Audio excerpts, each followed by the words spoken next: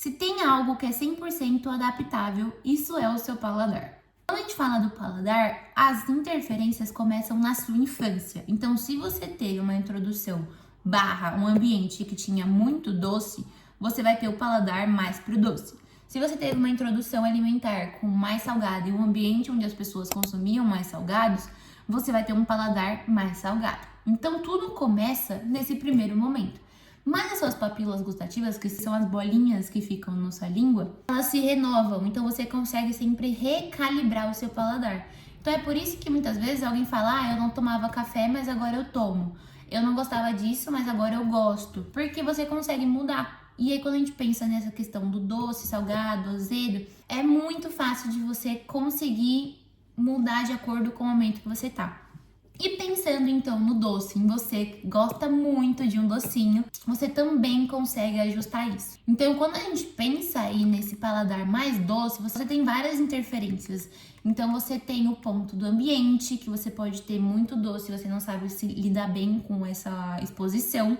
Pensando nesse lidar bem, essa relação que não tá tão boa com a comida. Então, você vê o doce como uma muleta para você ficar bem, não como algo que você gosta realmente. E você tem uma relação não muito equilibrada, né? Então você come o doce para trazer um conforto. E pensando nesse conforto, tem tudo a ver também com o seu cérebro. Porque o doce, ele acaba liberando dopamina. Ela não é o hormônio do prazer, ela é o hormônio da antecipação.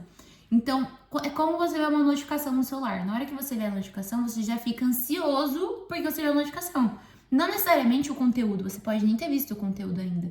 E é a mesma lógica com a dopamina.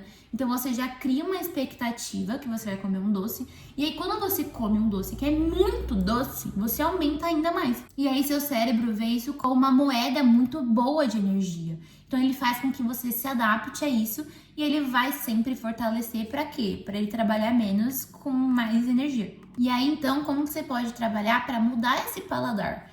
Primeiro, você vai reduzir os estímulos, então tanto na quantidade e na intensidade. Então você reduz o chocolate, mas você também não compra aquela barra que tem tudo e mais um pouco. Você compra uma barra de chocolate normal, tipo ao leite, é isso, não tem nada ali. Segundo, você vai trabalhar em recalibrar esse paladar. Então você vai incluir mais na sua alimentação mais alimentos amargos e azedos, porque esses dois, eles são contraponto do doce. Então você consegue, quando você aumenta esses, você acaba diminuindo o doce, então fica muito mais fácil você ficar mais aberto a consumir um chocolate 90% do que um chocolate ao leite. E aí você vai trabalhar também em quebrar as associações. Então se você come o chocolatinho depois do almoço, muda esse chocolate de horário. Tenta mudar esses rituais para que o seu cérebro não ligue uma coisa na outra e faça disso um hábito. Que quando você tem um hábito instaurado, é mais difícil você mudar. Então, quando você quebra essas associações, você sai do piloto automático. Então, não, hoje eu não vou comer o doce no almoço, eu vou deixar para comer à noite. E se eu tiver vontade? Então, um dia eu não comi porque não quis.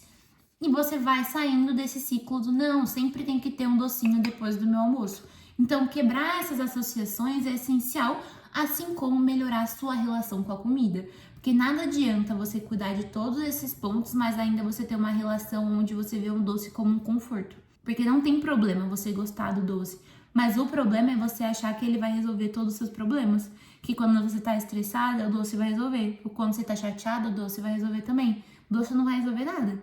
Então, assim, você precisa melhorar essa relação. Então, faz essas 3 estratégias e depois você me conta como você se sentiu. E para entender mais de neurociência e do seu corpo, é só você me acompanhar por aqui. Beijo!